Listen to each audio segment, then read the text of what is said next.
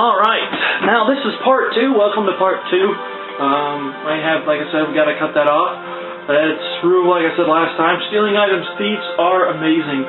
Warriors get the ability to buff themselves up once per turn, and they can't buff themselves up until the end of the chapter, the next chapter. They get a decent amount of strength, I think, don't they, Solomon?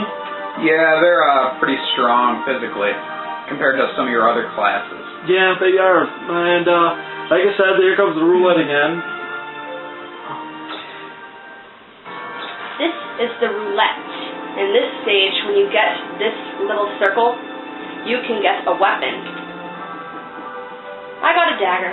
Not bad. The little rarest weapon on there, if you saw it, was the long sword. Like I said, everything else, the graphics, we covered the graphics, controls, gameplay. What did you guys think about the gameplay? First you, Ruby, what do you think? Very different. Like what? Like, just very different, like the RPG style. I don't really play a party game like that. It's just really different than what I'm used to. You know, playing stuff like Mario Party or Boom Blocks and stuff like that on the Wii. It's just like a different type of game. Okay, what about you, Solomon? What do you think? What do you actually think what made this game feel different than any others, or what do you think about the gameplay? Actually, I'm quite fond of the way the battle system is, because you don't have to waste time doing a long battle. If you choose the right move, you can instantly kill your opponent. So it's really all by luck, you know, who goes first, who doesn't. Yeah, I'm going to have to say the same thing. The gameplay was the battle that surprised me. It's rock, paper, scissors style. You have to know what your opponent's going to do, even when you face players. And yes, you heard me. You will face other players.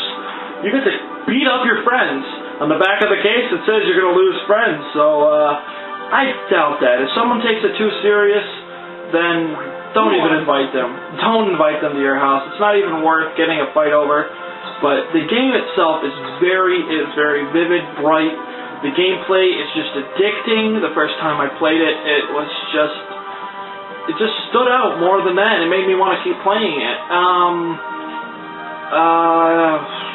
I don't know what else you could actually say for this game, but I would say the people that would not want to play this game would possibly be the players that don't like party games, or their friends don't like this kind of thing. Oh, and as you saw, Ruby just got the rarest weapon on here, so she hit the long sword.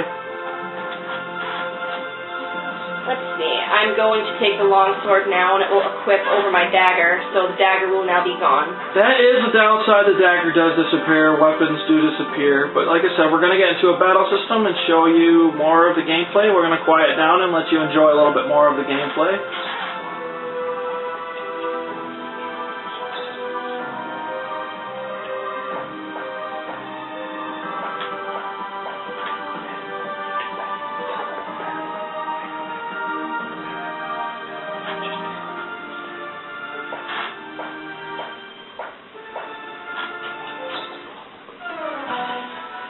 And here comes Solomon with his first battle. Now, as you can see, the battle system, as it pops up, we're doing this explanatory to show you that we just started the game, so you're just like regular casual gamers. We're going to show you the game so you can show how to enjoy it and what to enjoy of it. Solomon's going to explain some of it, because it's his battle, not mine. Alright, first thing to know, whatever class you have certain abilities. Like mages, you can use some magical attack, where you can still get like a magical attack for, you know, your other classes, like Scorch or something. You got Strike for your attack, or regular attack. You can use a skill if you have one, or you can use attack magic. If you're a defender, then you gotta use either counter or defend. Give up if you don't want to fight at all. Or you can try and defend magic. So, you know, and at the bottom below that it shows if somebody attacks you want to use defend, if somebody strikes you want to use counter, and if somebody uses attack magic you want to use defend magic. If somebody uses strike and you use a counter, it's going to kill them instantly. If somebody attacks you and the other person uses counter, the person who's attacking is going to kill the countering person instantly. Right here, it's basically a luck of the draw. You can switch cards. It's really just whatever you feel, and you'll go either first or second. I got last. He's probably going to do a regular attack. That's what the kobolds usually do, so best thing to do is just to defend, because if you counter, then he'll kill me instantly. I was right, and it missed me. Fights are 2 rounds every time you fight, so you might have to continue it. Yeah, actually, that was another thing. If your fight, you can't just defeat them in one turn. They'll say to be continued, and that's funny. And that was actually pretty funny, the fact that if it does get to be continued, you'll probably see here. But like I said, like Moser said, it's time to read your opponent's mind and think what they're going to do and decide what they can do. If you don't guess it right, you will die a lot, yes. That's the bad side about it. But, you know, if you have a good crowd of friends and they'll help you out, you can also go into the fight and help your friend out. Now, if you do die, you only have to wait 1 to 3 turns to be revived. It really depends.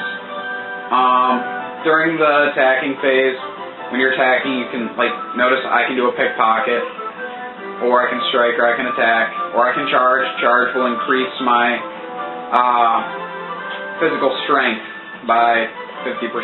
So, I'm just going to go with strike,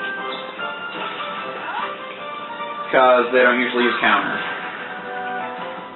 Notice I was able to kill him in 1 shot. That was a nice one. And as you see, you get experience, you get gold. Now it is my turn, my mighty turn, and I'm going to battle mighty Shikyo! See, I'm gonna die. I know I am. Of course it'll pop up for everybody. I got first. And of course I'll probably do the same thing. I'll probably strike and BAM! Good hit.